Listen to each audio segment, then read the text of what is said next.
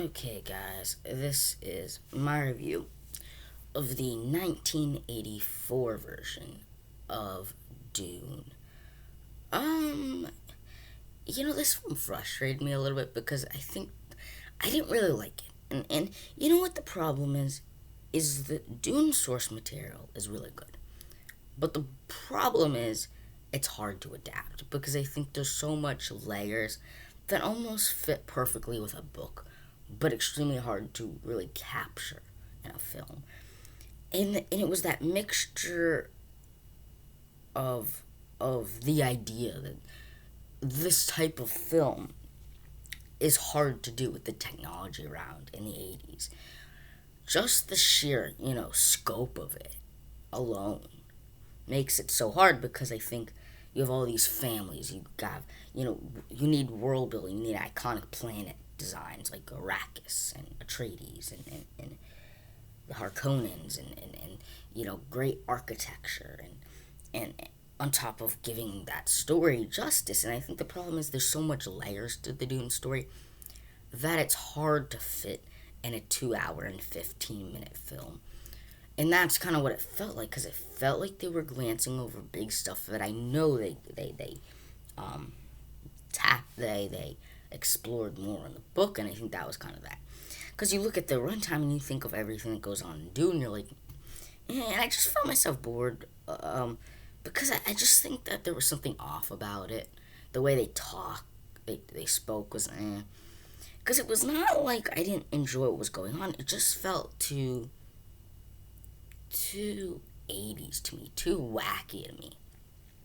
Like the tone that you think of when you read Dune is just off, and I think that tone was very much there in that Dune trailer for the 2020 film. But that's kind of what also frustrated me. On top of like I said, the technology just wasn't there for the shields, for the laser guns, for the sandworms, and just for Arrakis itself. They didn't have effects to make it feel more outworldly, and the sets just look so fake.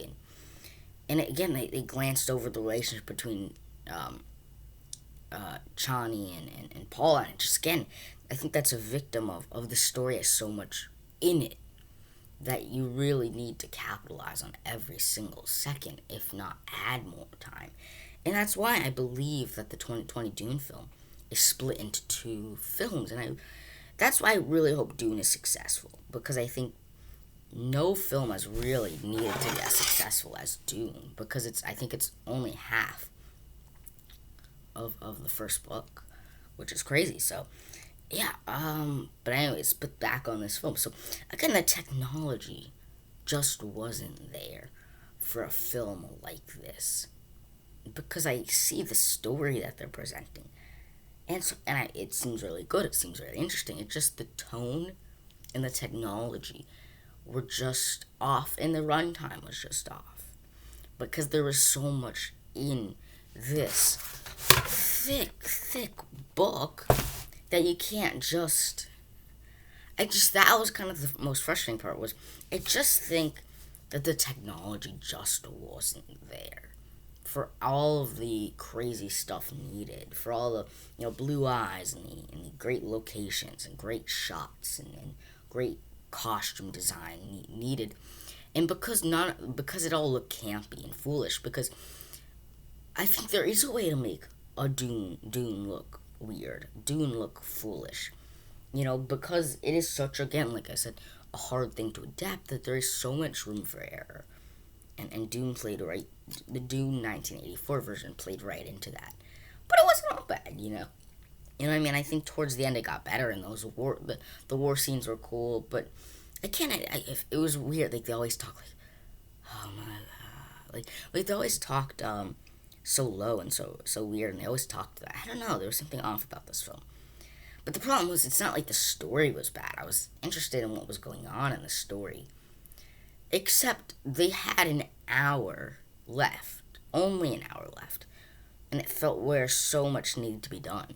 An hour left. He needed to meet the Fremen. He needed to, meet Chani and fall in love with her, and then start a revolution and take over Atreides again, and then those things with his sister and stuff.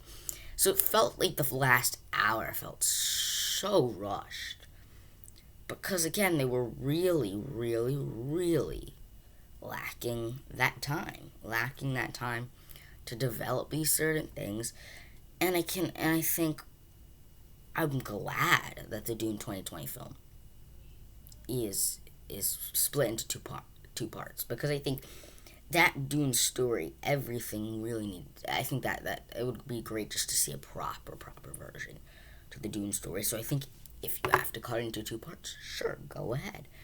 But like I said, I hope it's successful because you can't.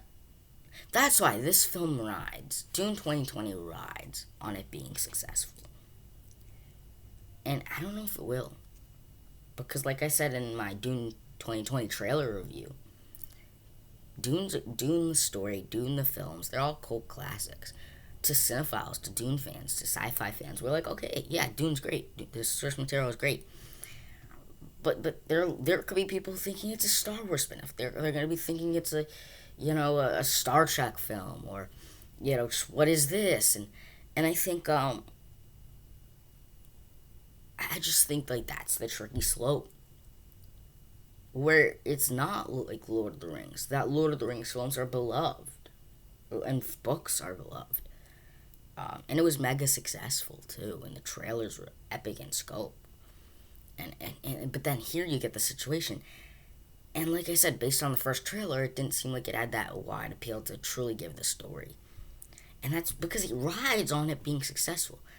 If this film doesn't break even, then why would they go ahead and make a sequel to it? If this film isn't received good, why would they make a sequel to it? Yet it's only half of the book. And that's the struggle. The struggle is we're not really getting Dune unless we get that second half. But it's not like they filmed both back to back. I don't think it was mainly that. Maybe they did. I don't know. Or maybe I heard that it was filmed back to back. Not filmed back to back. That they're splitting into two parts. So I might be wrong, but I don't think so. But again, the story in this film is good. Because it's Dune. It's this Dune story. It just was off to me. Truly was the effects were very much outdated. The tone felt off, and the pacing was off. Which kind of part of pacing is that they glanced over stuff, rushed over stuff. So that's kind of my review of Dune, of the 1984 version of it. But it doesn't tarnish my excitement for the 2020 version because everything I said can be fixed, and everything that I've heard and seen of Dune 2020 has been fixed. Pacing, they're splitting the Dune film into two parts. Okay. Effects, we're in 2020 now. Visual effects are pretty good, or great. Visual effects in 2020 are fantastic. The tone, saw the trailer, the tone looked epic. And so again, all those things that I didn't like and hinder this new film seem, and I say seem because I haven't seen Dune. For all I know, this film is horrendous. For all I know, the effects are horrible. But from what I've seen, it seems like they fixed a lot of those problems. But anyways, stay tuned for videos coming at you.